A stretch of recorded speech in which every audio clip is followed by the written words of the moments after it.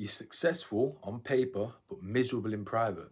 So let me say this as cleanly and clearly as I can, because I know that you're smart and you don't like the idea of being talked down to, because your life didn't and hasn't fallen apart. But maybe that's the problem. Because from the outside looking in, you're doing well, got a good job, earning good money. People don't worry about you and you're the guy that people can rely on. And you're not exactly failing loudly, but in private, when the noise drops off, something feels off. It's not dramatic or suicidal, just wrong. A low-level tension that never quite leaves. A tightness in your chest and in your head that you can't quite explain, and a quiet sense that you're wasting something valuable and you just don't know how to stop. You tell yourself that you're tired. You tell yourself it's just stress or overwhelm or you're busy. And you tell yourself that it's just a phase. But if you're honest, like really honest, you've been telling yourself that for years. This isn't burnout. This isn't bad luck. This isn't life being hard. This is just what high functioning misery looks like. And it's more dangerous than outright failure. Because failure forces change. This lets you just survive forever indefinitely. And I know this man well because I was him. And now I work with men like this every single week. Men who look like they're successful on paper but don't enjoy their lives. This is the most dangerous place a man can live, because here's the truth that most people won't say.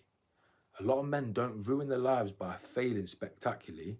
They ruin them by just about getting by in a comfortable way.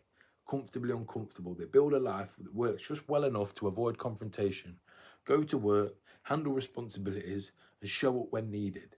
And then they just get numb like the rest. A few more drinks than you'd like to admit. Maybe a bit of sniff at the weekend. Scrolling endlessly to shut their brain off. Training inconsistently enough just to feel like they're trying and promising themselves that they'll lock in when things finally calm down. And because nothing ever explodes, nothing changes. So you don't hit rock bottom. You don't have to have a dramatic wake-up call and an explosive life falling apart. It just happens bit by bit, week after week, month after month. And do you want to know the scariest part? You're smart enough to justify all of this. So how does intelligence become a trap? Because this is where most men get it wrong. You don't struggle because you lack awareness. You struggle because you've got too much of it. You can explain yourself perfectly. You can understand why you feel the way you feel. You understand your patterns. You understand your past. And that understanding has quietly replaced action. You think clarity comes before commitment. You think once you figure things out that you'll move. But here's the uncomfortable truth, and I'll say it how it is, like a lot of people won't. Thinking has become your hiding place. Reflection has replaced execution, and insight has replaced discipline.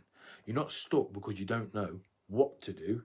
You're stuck because you know doing it would expose how you've been living. Because once you commit properly, there's nowhere left to hide. There's no more saying, I could have done this, I should have done this, I would have done this if. So there's no more stories to protect your ego.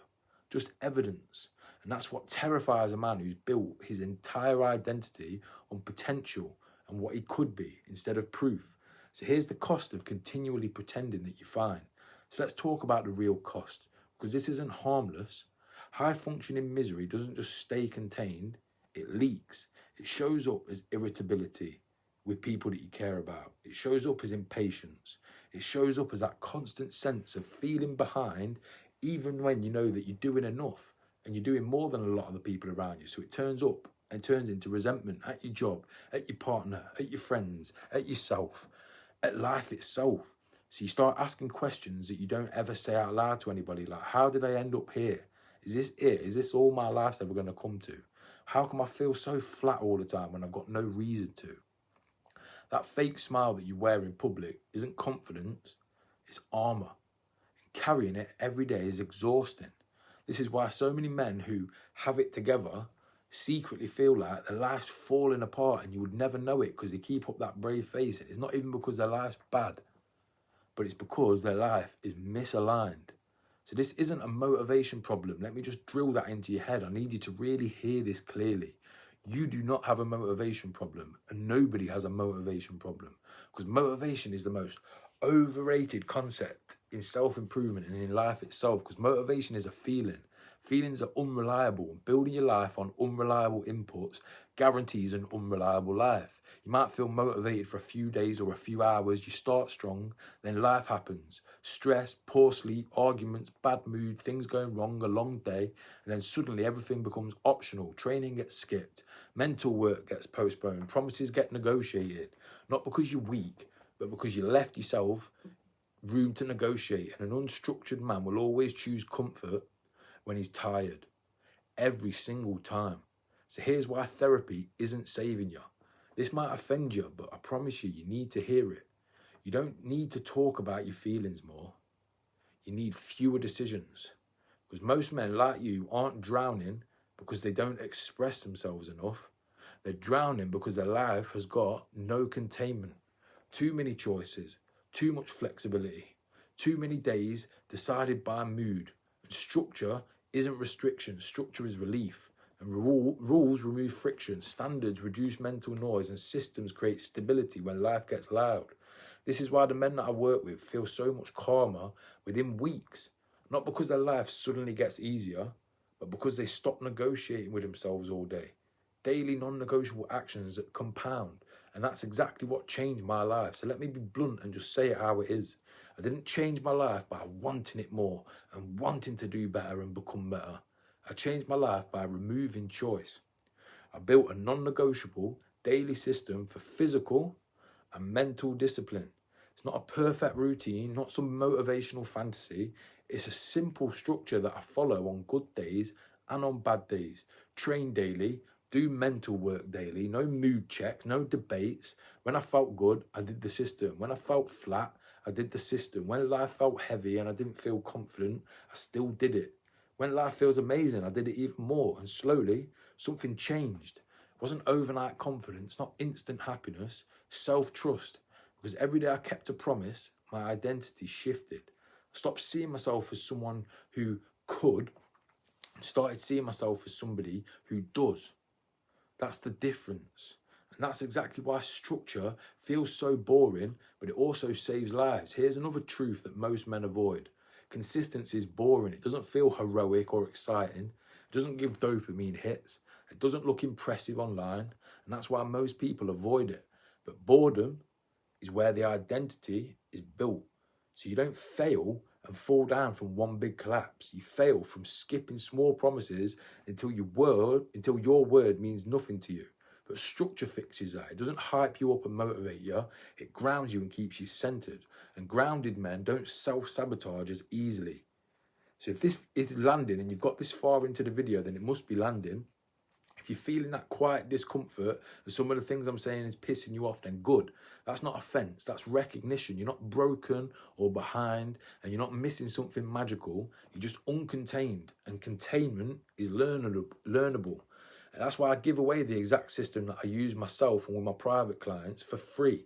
The link's in the description. The Become Unfuckwithable Blueprint. It's there for you to download. And if you want that system, click the link in the description, download it, or comment or message me the word blueprint, and I'll send you the free framework through. No hype, just structure. And if you've got questions, real questions, not just surface level ones, go to my Instagram or my LinkedIn or my Facebook and drop me a DM, and I'll tell you the truth. I reply to all my messages, every single one. So here's the choice that you've been avoiding. Let's end this video where it matters, because I could talk about this stuff all day long. You keep doing what you're doing, keep coping, keep explaining, keep telling yourself that you'll lock in later. And 5 years from now, you'll still be functional, still capable, but still quietly disappointed and not satisfied. Or you can decide that comfort has already cost you enough in this life, and you can start to build a life that doesn't rely on motivation. A system that carries you when you're tired, and a structure that turns potential into proof. No drama, no reinvention, just daily actions that compound.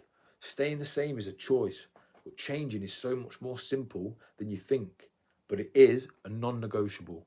So it's your move. I'll see you in the next video, but do not bother even clicking on the next video if you're not going to get the free copy of the system, the Become Unfuckwithable Blueprint. It's changed my life and so many of my clients' lives. Go to my website and look at the client wins and the testimonials. The men whose lives it's changed. It excites me. It gets me excited. You can hear the passion in my voice because I know the difference it's made in my own life and so many of the men that I work with. So I'll see you in the next video. Let's fucking have it. But like I say, don't bother clicking on the next video if you're not going to download that and let it change your life. I'll see you then. Let's go.